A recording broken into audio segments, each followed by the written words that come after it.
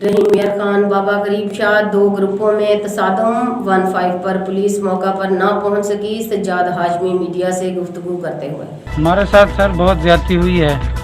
हमारी बच्ची का केस चल रहा है अदालत में, मजहर साहब की कोर्ट में।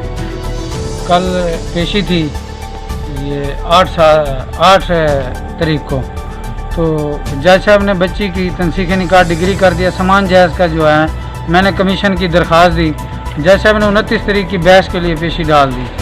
तो जो दूसरी मुखालिफ पार्टी है वो आज तकरीबन 4:30-5 बजे अपने घर में बच्ची का जो सामान जायज़ था वो ताले वगैरह तोड़ के वो बच्ची का सामान वगैरह उठा रहे थे।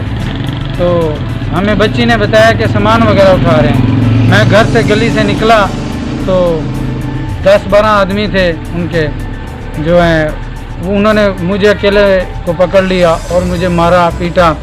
इसी शोर में, इसी असना में मेरा भाई बड़ा आ गया। किस ने आपको मारा है?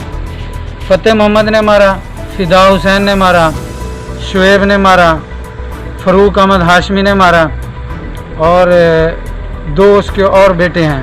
ये आपके कपड़े कैसे फटे हैं? ये उन्होंने मुझे मारा है जनाब।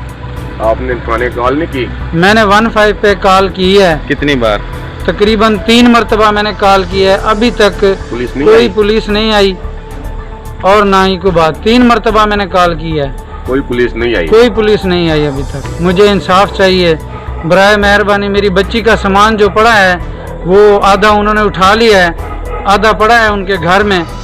तो मेहरबानी करके जो है हमें इंसाफ दिलाया जाए।